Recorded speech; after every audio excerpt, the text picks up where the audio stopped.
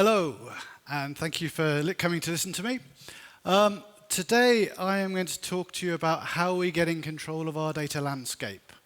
Now, hopefully most of you have heard of Nordea. Just to give you a bit of background, we're pretty big. Over 10 million customers. We've got kind of 700,000 corporate customers, 31,000 employees, and a IT landscape, data landscape to match. Is that working? Yep. So what's our challenge then? Well, we're being squeezed from a couple of different angles.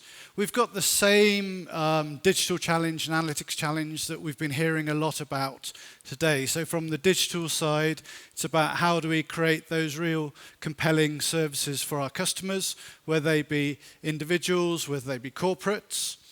It's about how do we get the most value from our data, again from the analytics, the data scientist side. We've got a really, really challenging regulatory and risk and regulatory environment. Everyone's familiar with the likes of GDPR. I think that impacts most organizations here. Obviously, that's a big one for us, especially when you look at the size of the potential fines in relation to our turnover. But we also have other regulatory challenges, such as we have a regulation called BCBS 239. And that essentially means you need to be able to describe your risk data aggregation processes, i.e. where all your different pieces of data come from, and how they end up in your risk report, and how you demonstrate that your risk reports are complete, timely, and accurate. And how do you run those risk reports in times of stress and crisis? So you need to really understand your data landscape and demonstrate to the regulators that you understand that landscape. And then the other thing that we've publicized quite a lot about is we're going through this huge simplification program. We're trying to rationalize our products, services, and our underlying IT infrastructure. So the common theme for all of these is we need to know what is our data, where is our data, and how is our data being used. If we're unable to answer those questions, then we're sort of flying in soup. We're going to get hit by the regulator, and we're going to be unable to transform effectively. I think Gartner have stated, I saw an article from Oliver Wyman, and they said, I think the FTSE 100 companies will be fined about £500 billion in GDPR fines. So there's quite a lot to play for. So why is it so complicated? Now, this isn't the Nordea IT landscape, but it's a typical example of what people think about when they think about an IT landscape. You've got a whole load of IT systems out there. You've got a whole load of interfaces between the IT systems. However, if I can get this thing to work. However, we've got different producers of data. So we may have got producers of data in the front end who are taking on new customers and onboarding new customers. We could have got producers of data as in the credit risk function who are doing credit risk scoring. We could have got producers of data as in we're producing our financial results. We've got a whole heap of producers of data out there. We've got different types of data. So you could think about we've got counterparty data, we've got transactional data, we've got end-of-day positions. We've got a whole load of different types of data that we really don't have a common meaning for at the moment. Data is stored in different systems and formats. And we've had an architectural policy in Nordea for years, which is buy, not build. And the ironic thing is when you go and buy a new IT system, it comes with its own data model. It's fantastic. It means data integration becomes incrementally harder every time you go and get a new IT system. So we have different sets of IT, and of course, being in the banking world, we've built layers and layers and layers on top of our old mainframes, which adds to that complexity as well. We have got different distribution methods. One favorite, of course, is email. We've got Excel spreadsheet heaven out there. We've got different consumer requirements. So again, each of these different functions that require data, they all give data its own different naming. kind of if you go and speak to one person as a client, and if you go and speak to another person as a counterparty. We've got different meaning of data, and in such a big, complex organization, you've got different meaning in English, you then got different meaning in all the different local languages that we speak as well, so it becomes incrementally more complicated. We have got, come on, we've got process timings. This is the real killer. Everyone talks about we want to build for a real-time infrastructure. It's one thing building all the pipes that they can handle real time, but if we're dependent on personal ID numbers coming from the state and they're only updated on a monthly basis and we want to onboard a customer in a bank, how do we manage that? Straight away, we get different versions of data. So there are some things that we can change by improving our processes internally. There are other cases where we have to work with the constraint that data is going to be out of sync with one another. So we have to deal with that. And that creates complexities with our data landscape, and it creates data quality problems, which is ultimately the things we're trying to get away from. And of course, to wrap it up, if this thing will work, let's go for manual. We do not have a common language for our data. As much as we talk about data, kind of, we don't have, if you go and look at an aeroplane, you go, well, they're the wings, that's the fuselage, that's the undercarriage, that's the inside. We don't have that lingua franca in the bank for our data today. So it means it's very challenging to start describing and understanding the differences between what one consumer or producer needs or produces and what another needs or produces. So we need to move towards more of a common language. So there's been a bit of an evolution around how we manage the data landscape. It starts off with, well, let's do data warehousing.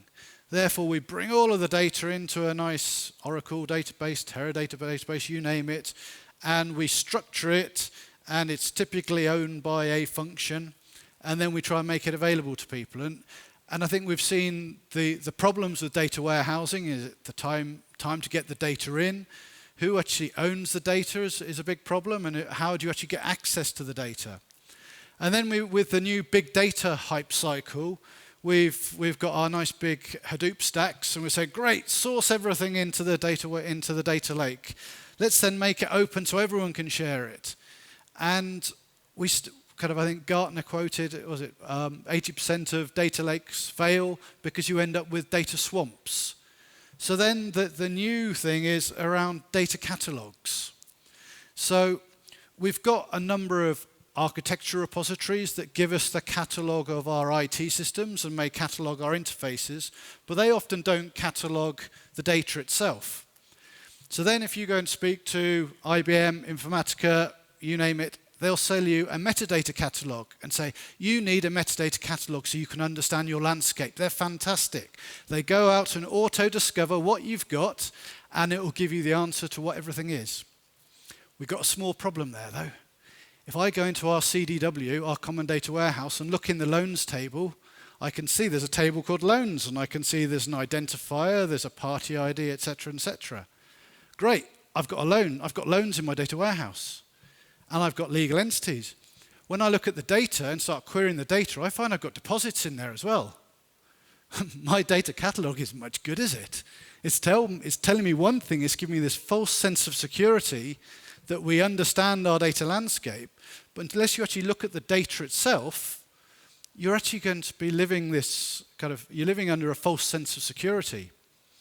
So what we in Nordea believe is there's the demand for what we call a data-driven catalog, where we can start cataloging our actual data out there, not just the metadata. And clearly that is a huge job based on the picture I showed you before, and I'm sure you can all picture that experience. When you're working in an average size organization, you get into a multinational and a digital organization at that, the complexity becomes even greater. So what is it we're doing at the moment and our strategy? So it starts off with a lingua franca, a common set of business terms. So our approach here is we looked and said, how do we come up with a glossary a set of business terms that can be used across the bank. And in practice, it's an impossible job. You're not going to get the different parts of bank changing their language. That's like going to Germany and saying, you guys now have got to start speaking English. Or going to the English and saying, you've got to start speaking German. It's even more terrifying. So what we need is the ability to come up with some common data concepts, high-level descriptions that we can buy into, and then we can start mapping the local terms to those common data structures or to those common business terms. We went out and bought the IBM FSDM model, and we use that as an accelerator. So that starts off with 9 data concepts and an outline glossary of terms, and then we start mapping into that. So that's piece number 1 of our jigsaw puzzle.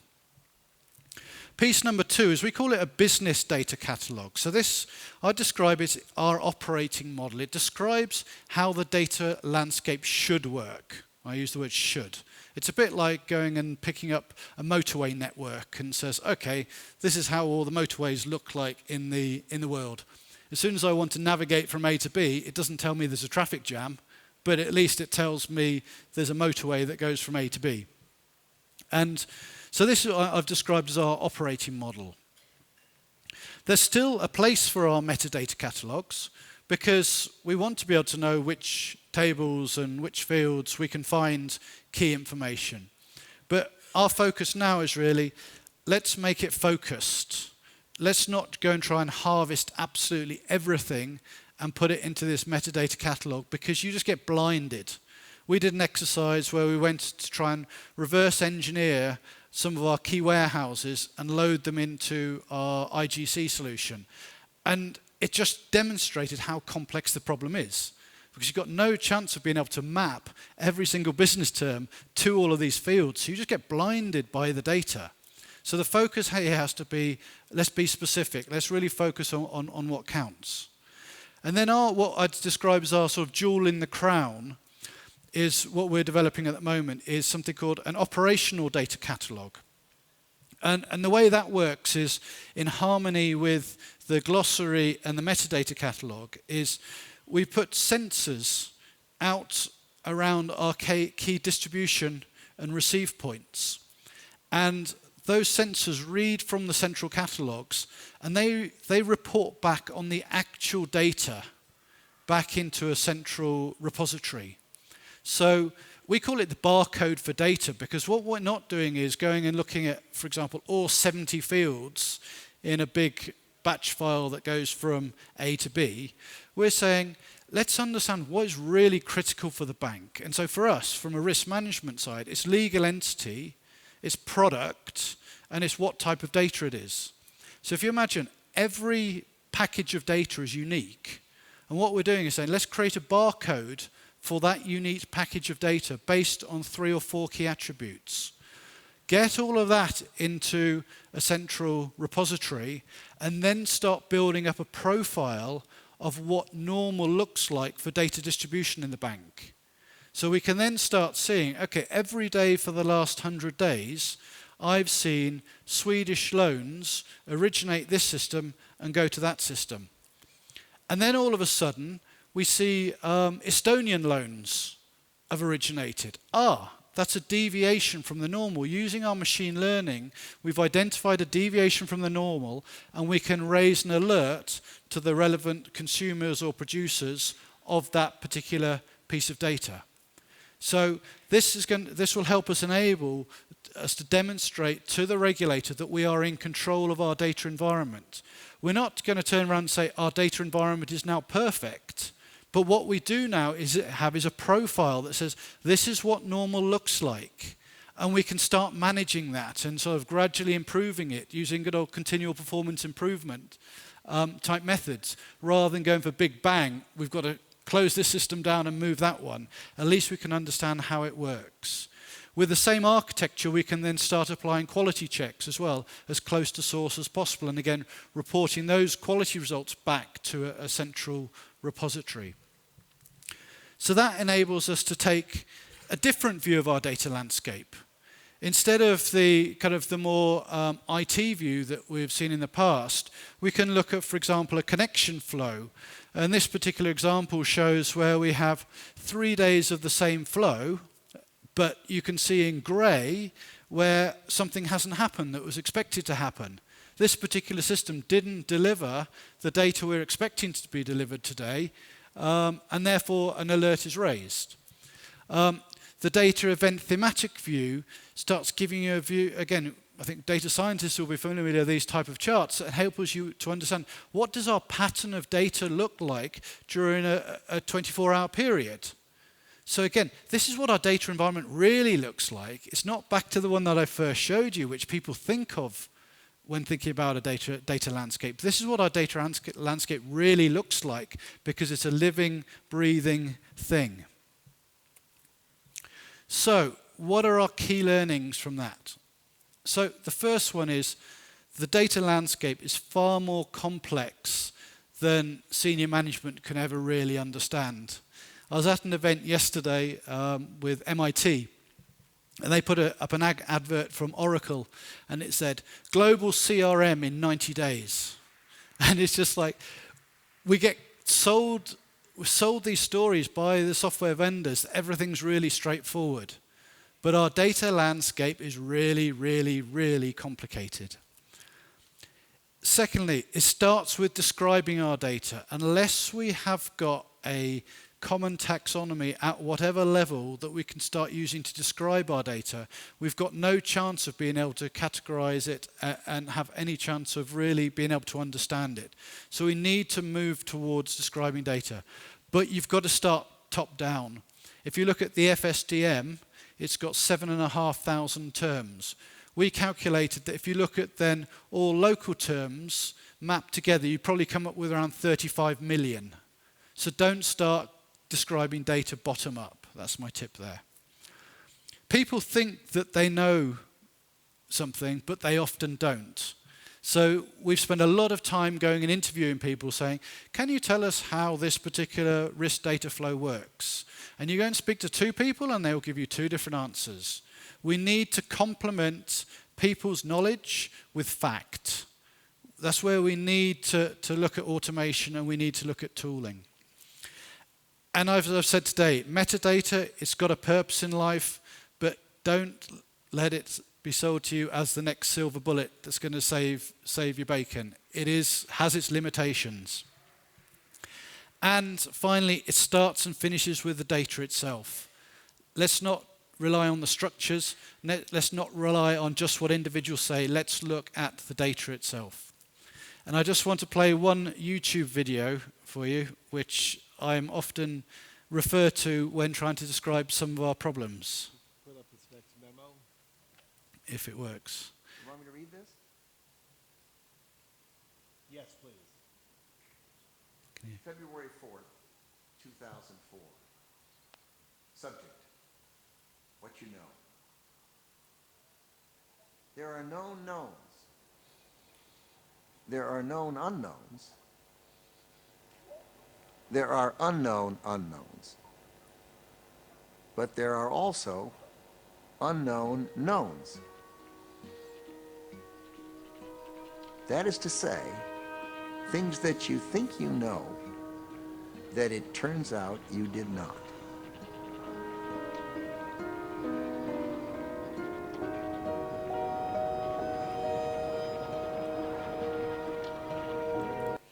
I'll stop there, but I think that summarizes the challenge with understanding the data landscape.